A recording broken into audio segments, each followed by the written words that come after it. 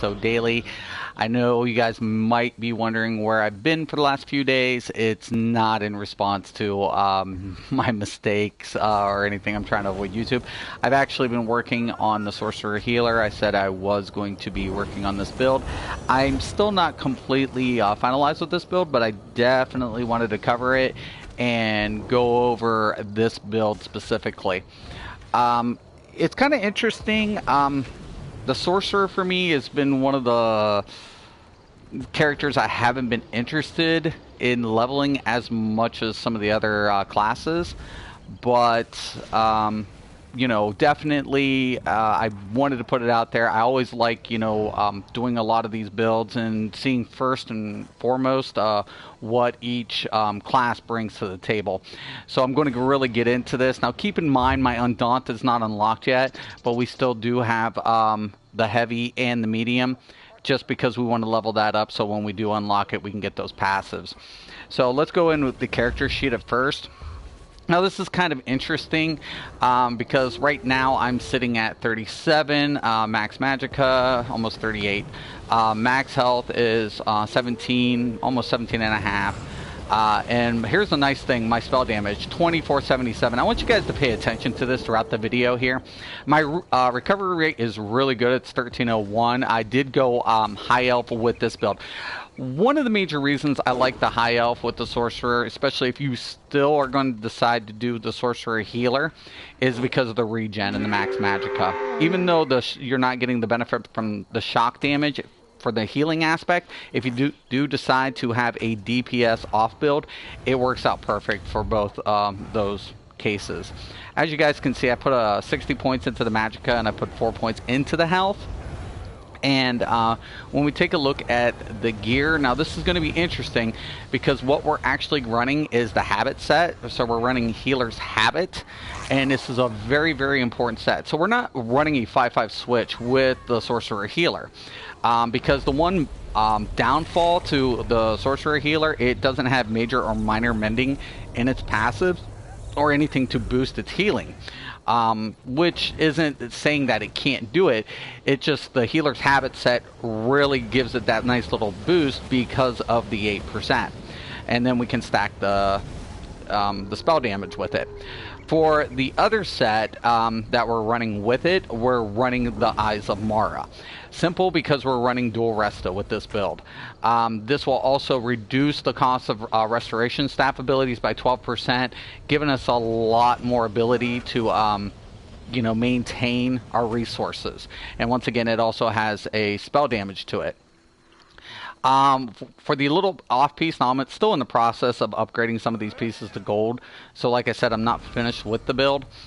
We have the Molakina, and it's only one because that once again gives the spell damage. So as you guys can see, I run a dual resto of the Eyes of Mara. They're Nirnholm. They just you get spell power with the Nirnholm. It outperforms powered. So obviously we're going to opt with both Nirnholm. Now I do have the restore on this one, and then on this one I have the increase the spell damage. So that when I proc that, it'll give us a little extra boost in our healing capabilities. And then we have the Sash of the Healer and the Robe of the Healer. And everything else is the Eyes of Mara. Okay? And of course, my jewelry is all been kuted to 174. Now, when we go ahead and we're going to take a look at the skills, like I said, I am running a duel. I'm actually going to take this off for a minute, though. I'm going to take and show you the stat sheet without the ability. Without this ability, it drops my base to 2477, and my max magicka goes down to 35183. Now, the Sorcerer, it's kind of interesting because you don't want to use the Mage Guild abilities, because Bound Ages gives you more max magicka, and not only that, with the passive exploitation, you're no, not this one, sorry about that, it's in Storm Calling. The Expert Mage, for each ability slotted of one of your sorcery abilities, it increases your spell damage by 1%. Once I get this unlocked, that goes up to 2%. And with 3 to 4, I'm getting more spell damage for each of my sorcery abilities. So we're always going to take the opt for this. Now I'm going to go ahead, and we're always going to run Power Surge as well, because it gives us major sorcery. And this is really going to help, you know, also increase our healing. So first thing I want to show you is with the proc and the buff. Now my spell damage up to 29. Okay. Now I'm going to get another 1%, so that's going to push us over the 3,000. For having this much spell damage on a healer, because most of my other healers are pushing around 26, 27 max with buffs, this is huge. You usually see about a 10 to 1 percentage for magicka to spell damage. It's so for every 1,000 magicka, you only need 100 spell damage for almost the equivalent, you know, amount or difference. So I always tell people, if you take a look, it looks like it's almost like a 10 to 1 ratio, magicka to spell damage. So it's kind of easy to remember that way when you're, you know, trying to make your builds. Another thing that, and sorry about the I'm trying to just keep everything going together. My main bar is pretty standard, what I like to consider standard in most of my healing builds. I have the healing ward always. This is a plus for me, because what this does is you heals your ally for 3,472, and it gives them a ward that absorbs 6,953 damage. This is essential in a lot of endgame mechanics, because not only is it doing a healing, it's mitigating damage, and depending on the severity, it gets stronger. This is really, really important if you're going to be a healer and you're going to heal endgame content, especially in 4-man. You guys really want to pick this up. True story. I was in a 4-man yesterday. I wasn't healing, I was DPSing, and it was a Templar healer, and he didn't even have a resto staff. I was like, what the heck? I'm like, you know, the damage from your resto staff on a heavy attack heals 30% of the damage back to your allies. He's like, no. And I'm like, what? So if you're a healer, I would always tell you, even if you don't use any of the resto staff heals, which you should, even if you don't, you should have the resto staff. Those passives do come in handy, and it really benefits you as a healer. Always healing springs, no brainer here. We use this, it recoups our magicka, it throws up a nice hot. And the biggest one for this build specifically is the Twilight Matriarch. Another individual only thought like Twilight Matriarch heal for like 2,500. As you guys can see, I'm healing with the Matriarch for almost 10k a pop. So it's a nice instant heal. It does damage. And for me personally, you know, you can't get any better than this. Great job, devs. This is what really defines this healing class, is this ability. Now, keep in mind, it's not mine. It shouldn't be spammable. It's kind of heavy end cost, so you don't want to. You want to use this just as needed, and you want to really rely on your other healing capabilities to maintain your party. Once again, I did go over this. We have the Power Surge. Power Surge is going to increase our spell damage, thus increasing our healing capabilities. Because if we take a look, Combat Prayer prior to buff is dealing healing 6,844. When I apply the buff and we switch out, now we're at 7,379. That's almost a 500 increase. You know, not quite. It's about 400 and something. But that's huge. So keep in mind, you always want to be using your builders. Also on this bar, we have the absorption field. No brainer if you are aware of the Sorcerer Healer. If you're not, this is very much an essential part, because what it does is it increases your spell damage to the passive, and also what this does is it not only silences and stuns enemies, it heals your party while they're in the field. So, and once again, if you're going to be a Sorcerer Healer, you want to pick this up. Okay, on the back bar, we're running Combat Prayers. Obviously, this is going to go ahead and buff us and our allies, and it's also going to give us a resistance towards physical and spell resistance. Mutagen is great on this build because it gives you a cleanse. So for you and 2 allies, you're getting a almost a 2100 hot over 20 seconds, and then we're getting the cleanse, and if they drop below 20, it's going to heal them for 7k. It's a no-brainer. Now, because you are Sorcerer Healer, you're going to have the Twilight Matriarch on both bars. You can't afford to have it only on one bar, because if it drops, there's one of your main heals out the window, and it takes 1.5 seconds to cast. If you have to wait for that, it's going to drop, and people are going to die. We also have Empowering Ward. We don't use Hardened Ward. We are not a bubble build. What Empowering Ward really does for us, it keeps our pet alive so it doesn't die. Essentially, that's a main heal for us. What this also is going to do for us, though, is going to provide us and our party magical recovery by 10%. So that is very crucial, because what it's going to do is going to give sustainability to Magicka DPS as well as our capability to keep up the heals. Also, what we have is the Greater Storm Atronach. Now, this build isn't primarily a DPS build, but what it really does for our party is it gives them major berserk. So it's going to increase their damage by 25% for 8 seconds, and also the Atronachs. So we're really using it as a damage increase for this build. And once again, we want to keep as many sorcery abilities on both bars, and as you guys can see, I've opted for on each side. Okay? Now, also, what I'd like to point out is some of the passives. We're going to go down here, because a lot of abilities are interchangeable. Because if I was going to run a trial, I'd probably either run Shattered Prison or Crystal Fragments. The only reason being because of exploitation. Activating a Dark Magicka ability grants Minor Prophecy to nearby allies, increasing their spell critical by 657 for 10 seconds. Now, mind you, this will go up once I get the other point unlocked. This is really big in trials because it's increasing their DPS. Now, Absorption Field will work, but this is more frequent. Now, on boss fights, a lot of bosses are going to be immune to Shattering Prison, but they're not immune to Crystal Frags. So when you cast a heal and you go ahead and drop Crystal Frags on them, they're going to get that DPS increase.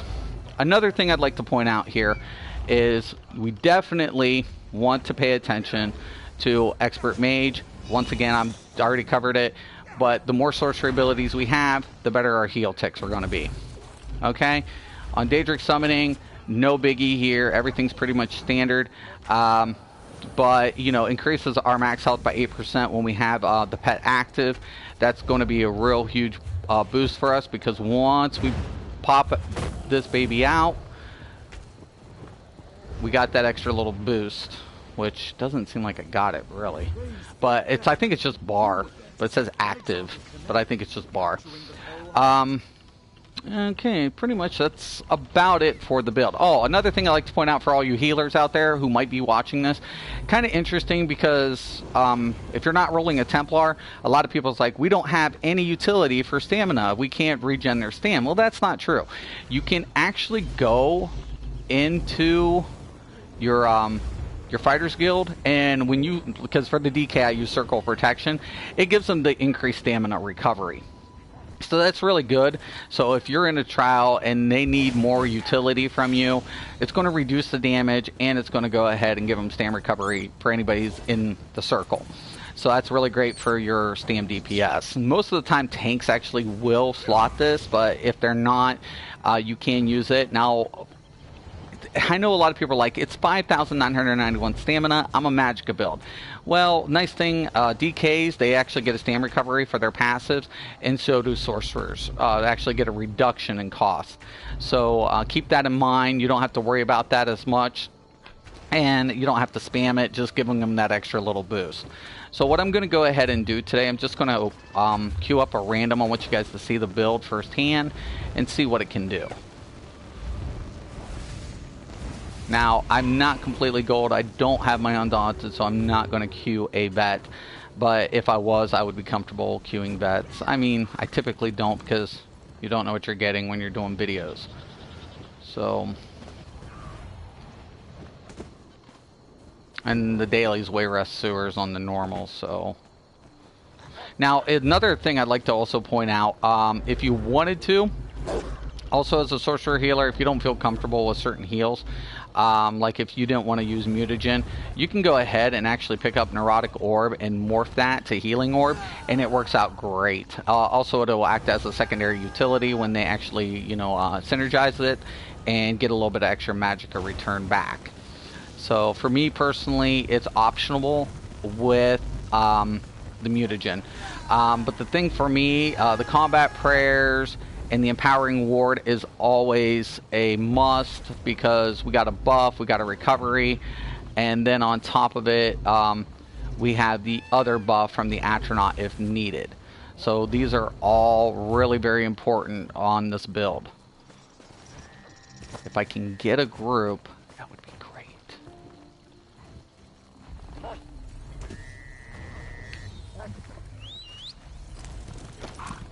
Sometimes you have to teleport. I don't even know what's up. But if you are on the PS4, and please stop by and visit our community site. That's ESO Daily. Like I said, we're pretty small, but we always, you know, enjoy people coming in, you know, giving any type of feedback, posting pics, all sorts of stuff. Now, this is another reason I'm really glad that they decided to bring back these old sets, because what this essentially does, it gives you a lot of options. Now, typically on a lot of my healers, I do run a 5/5 switch, but with this, I really wanted to keep that minor mending up, and then when I'm able to weave, I can utilize the major mending from the heavy attack for the restoration staff passive, and then on top of it, use the minor mending in concurrence. So it definitely improves. If you're wondering what Mundus I'm running with, I run... Oh, sorry about that. My phone's going off. Should have muted that. Anyways, I'm using the Ritual Mundus. To me, the only healing class that doesn't benefit from that as much is the Nightblade Healer, because the Nightblade Healer deals damage to increase their healing capability. Thus, it's pretty much a necessity that, you know, you increase DPS, but at the same time, don't you drop your healing capabilities. So for me personally, the Apprentice works out great on the Nightblade Healer. Every other one of my healers run the Ritual when they're healing. Now, if I run in DPS, then I'll switch out Munduses depending on the gear. So, I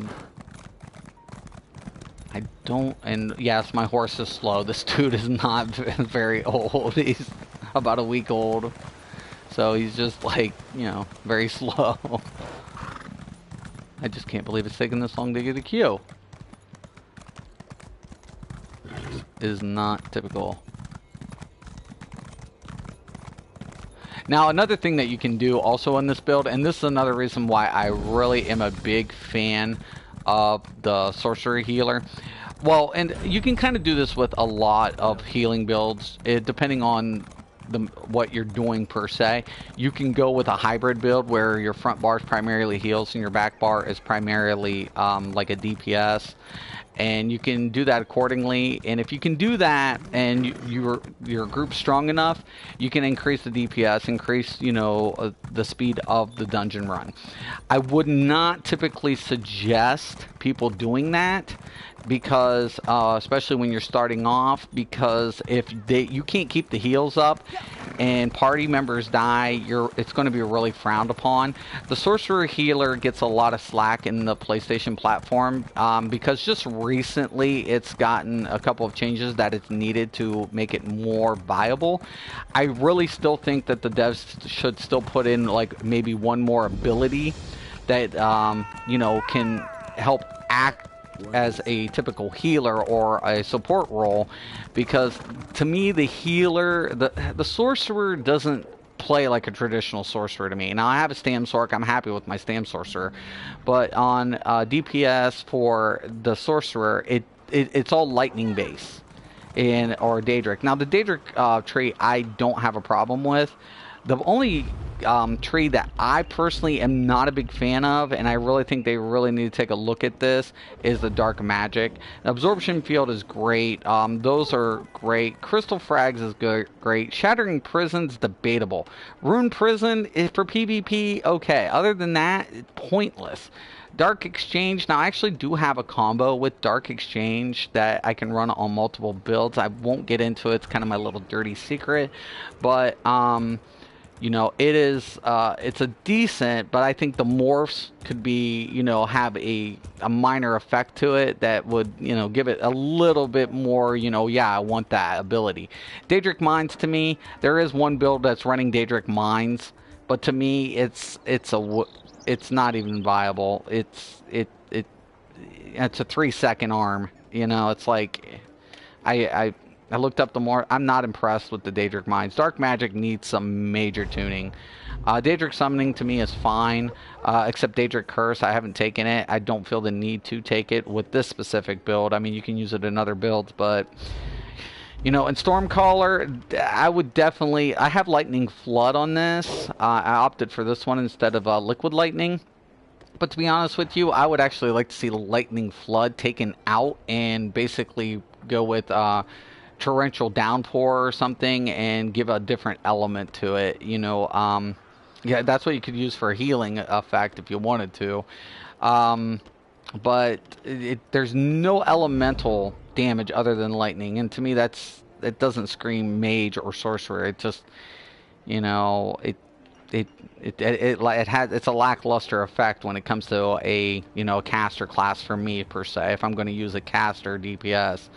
So you know, it's kind of my take on it. Now, I do appreciate what the devs do for the Sorcerer tank build, because a lot of this is a necessity for that build per se, or the Stam Sorc.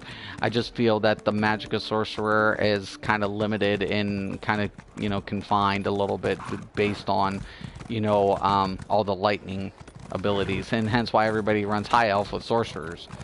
You know, they're not given any option to really want to put in any other class. I don't know why I'm not getting a Q. Let me try this again.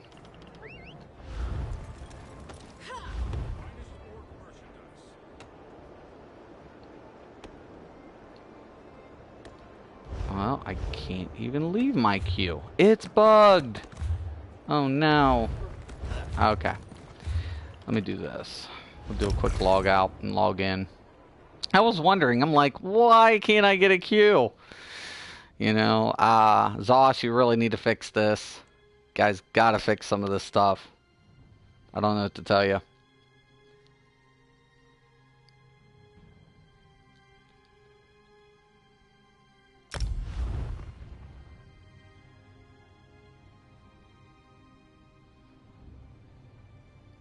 Okay, let's see if this fixes it. I always like to do dungeon run when I'm doing videos. It gives you guys the, you know, capability of seeing the build firsthand, and to me that's kind of relevant. You know, what's the point of actually giving you guys a build that you don't know how it actually functions? So, you know, and I swear to God, it's so crazy because I've had 2 DPS last groups that were like 13, 14K. Whoever is telling you that's acceptable is not with it. Some of the damage that some of these bosses, if you're in a vet, you can get hit for 18K easy. And then what are you going to do? You're going to contribute that to the healer? No, that's your fault. You know, that is completely your fault because you listened to some person who said, oh yeah, I would roll 14, 16K. Bullshit. Alright.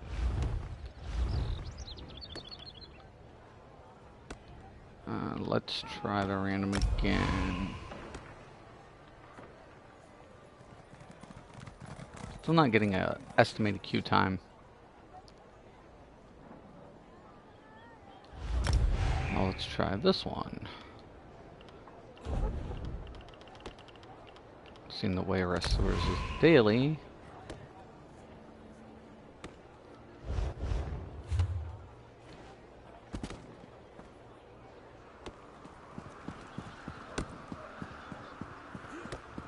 Now, I do like the... Oh, there we go. Here we go, guys. I do like the new text box chat. So good job, devs. You know, implementing that. It's made a lot of players' lives easier. Not really mine per se, but okay. I'm gonna reapply my food. Don't want that really to drop.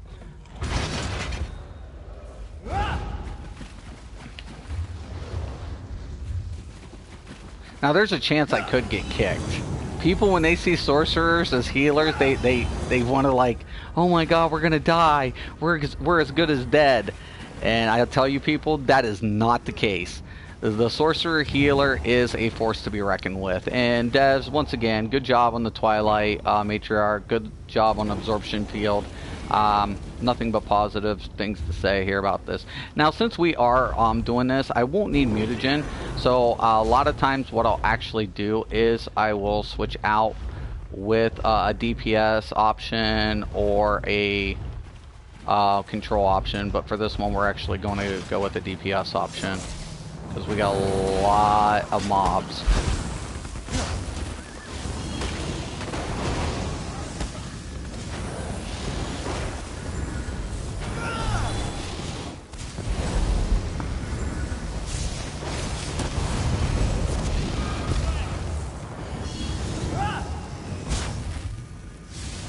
Now, I always want to keep these buffs up as much as possible, especially with Magicka DPS.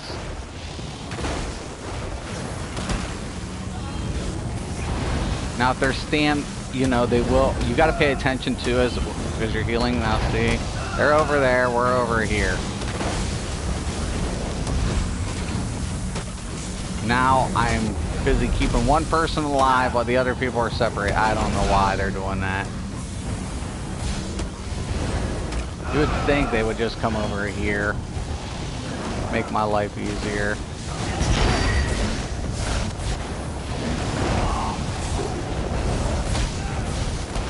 Now I got this person over here dying. Ugh. Hopefully it gets better. I'm hoping it gets better. This is pug life, y'all. Shit is real.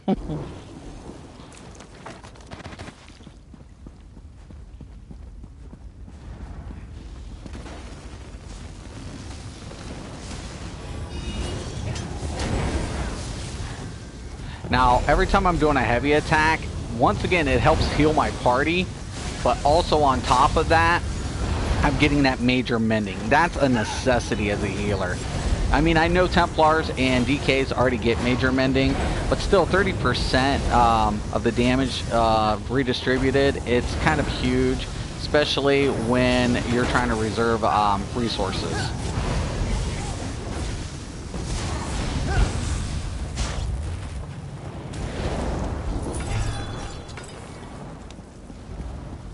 Once again, I always keep that Empowering Ward. It's not to keep me alive, it's just to give everybody the 10% Magicka recovery. And keep my Twilight alive.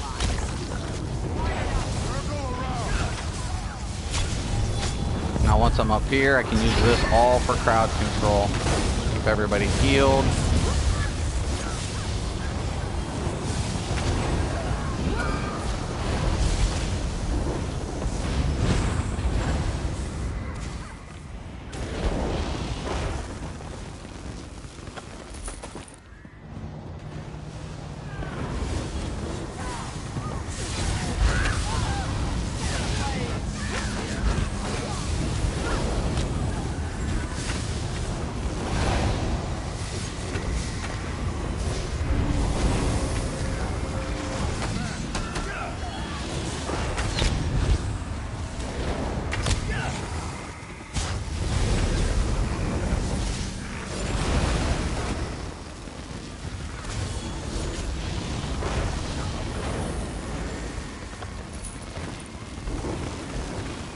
Okay.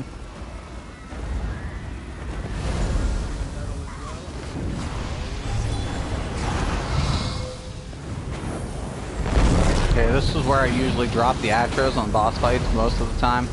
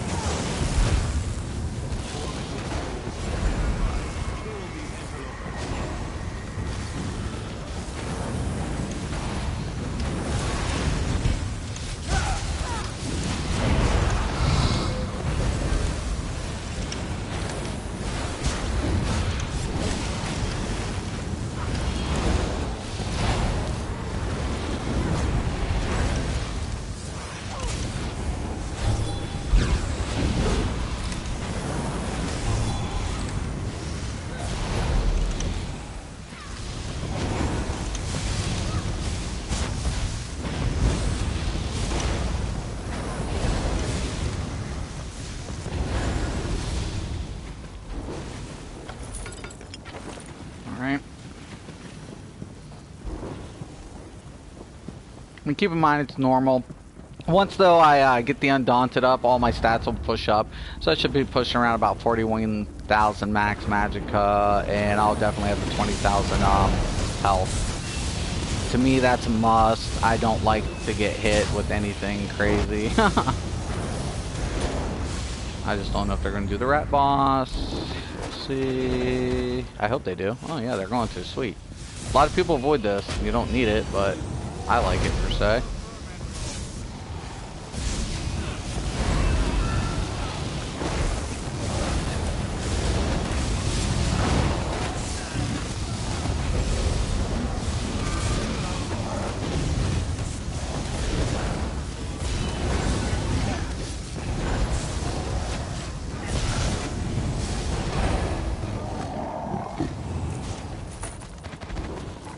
Now you could do a 5-5 switch with this. When I was leveling up, I used the Seducers along with Julie with the 5-5 switch because I was primarily doing like a DPS back bar and keeping all my heals on the front bar, and it worked for leveling purposes. But for endgame, I just opted to go with the healer's habit. So for me personally, this was a lot better results, and I'm pretty happy with it. With the 2-5 stack. So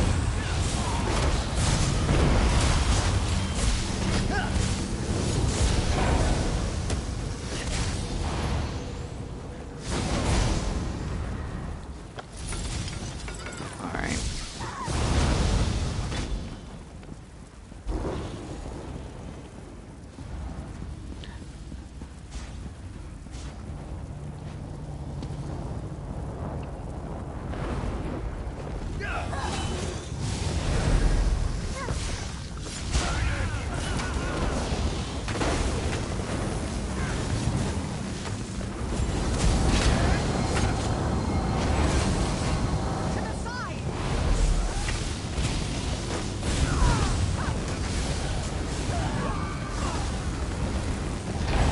Second, guys.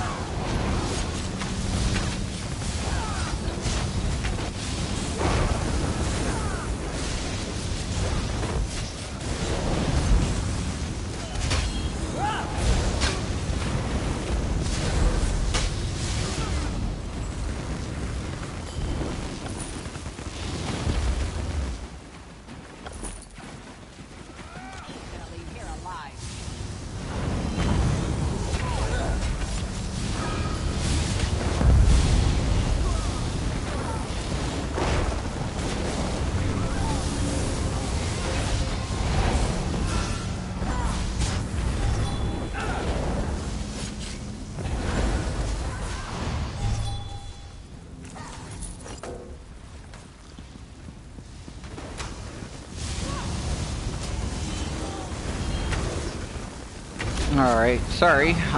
Yeah, of course, I'd forget to empty my bags coming in. Oh, well, I don't need anything in here anyways.